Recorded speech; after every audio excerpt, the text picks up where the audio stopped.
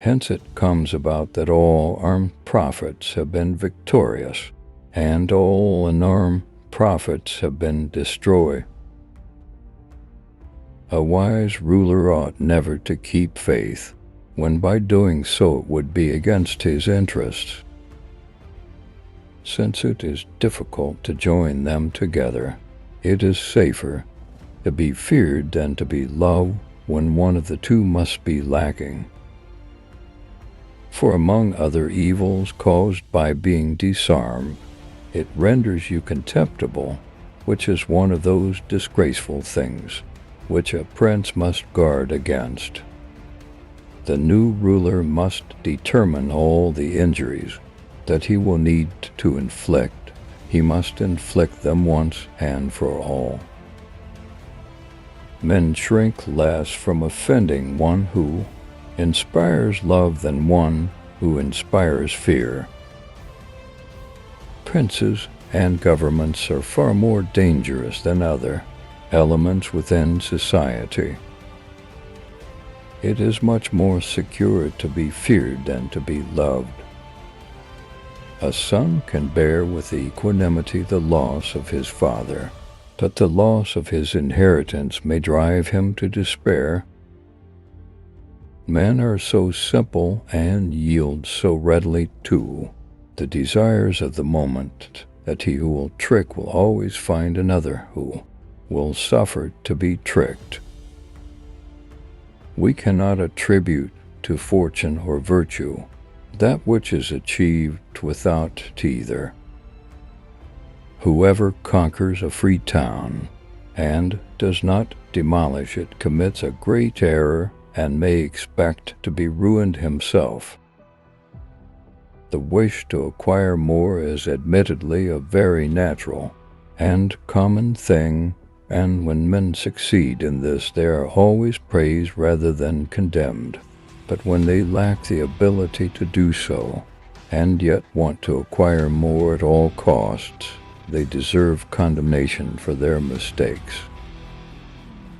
The one who adapts his policy to the times prospers, and likewise that the one whose policy clashes with the demands of the times does not. A prince never lacks legitimate reasons to break his promise. Men are so simple and so much inclined to obey immediate needs that a deceiver will never lack victims for his deceptions. War is just when it is necessary. Arms are permissible when there is no hope except in arms. It is necessary for him who lays out a state and arranges laws for it to presuppose that all men are evil, and that they are always going to act according to the wickedness of their spirits, whenever they have free scope.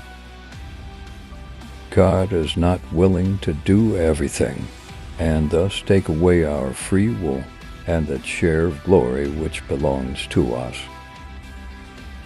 The fact is that a man who wants to act virtuously in every way necessarily comes to grief among so many who are not virtuous. Tardiness often robs us opportunity and the dispatch of our forces.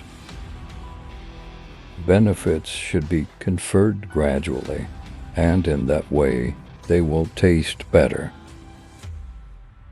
The main foundations of every state, new states as well as ancient or composite ones, are good laws and good arms. You cannot have good laws without good arms, and where there are good arms, good laws inevitably follow. There are three kinds of intelligence. One kind understands things for itself. The other appreciates what others can understand. The third understands neither for itself nor through others. This first kind is excellent, the second good, and the third kind useless. The first method for estimating the intelligence of a ruler is to look at the men he has around him. Never was anything great achieved without danger. Men ought either to be indulged or utterly destroy, for if you merely offend them, they take vengeance. But if you injure them greatly, they are unable to retaliate. So that the injury done to a man ought to be such that vengeance cannot be feared. Hatred is gained as much by good works as by evil. One change always leaves the way open for the establishment of others. Of mankind we may say in general they are fickle, hypocritical, and greedy of gain. When you disarm the people, you commence to offend them and show that you distrust them either through cowardice or lack of confidence, and both of these opinions generate hatred. Where the willingness is great, the difficulties cannot be great. It is better to be feared than loved, if you cannot be both. If an injury has to be done to a man, it should be so severe that his vengeance need not be feared. He who wishes to be obeyed must know how to command. Men should be either treated generously or destroyed, because they take revenge for slight injuries. For heavy ones they cannot. It is double pleasure to deceive the deceiver. It is not titles that honor men, but men that honor titles. There is nothing more difficult to take in hand, more perilous to conduct, or more uncertain in its success, than to take the lead in the introduction of a new order of things. There is no avoiding war. It can only be postponed to the advantage of others. The promise given was a necessity of the past.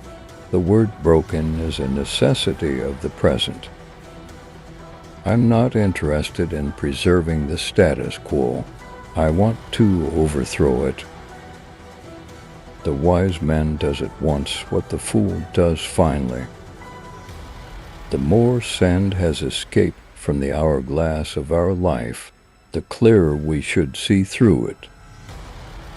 One who deceives will always find those who allow themselves to be deceived. Nature that framed us for elements, warring within our breasts for regiment, doth teach us all to have aspiring minds.